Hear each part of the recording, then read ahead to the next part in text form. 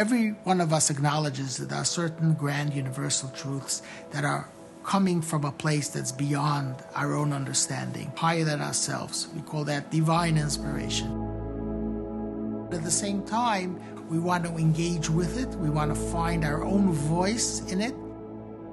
This is what really inspired me very much to create this particular edition of the Torah. The idea that really resonated with me, as presented to me before I started doing the design work, was that it's going to facilitate a true learning experience in a tradition of how Torah is really learned by Torah scholars. I study a verse in the Torah or a narrative in the Torah. I look up all the major commentaries, what they say about it. You see the commentaries on these commentaries, all the way down to the modern day works. You see which ideas ended up being the most dominant ones and the most influential ones. There's the mystical, Kabbalistic flavor. There's the Midrashic, allegorical flavor. There's the Talmudic, legal flavor. I want each one of these represented. And the book would facilitate that. Multiple layers of information, grouping the information in a way that's very intuitive for the reader to find it.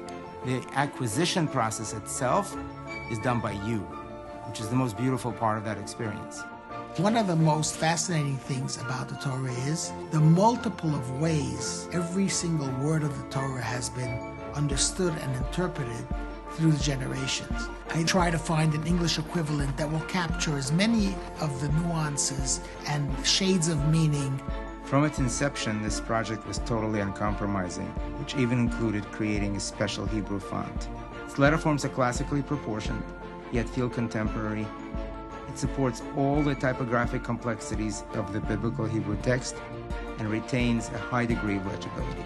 My deepest hope is that a reader should be able to get a taste and appreciation of the richness, diversity, and depth that there is in Judaism, to be able to see them in their native context, which is how they all derive from the Torah.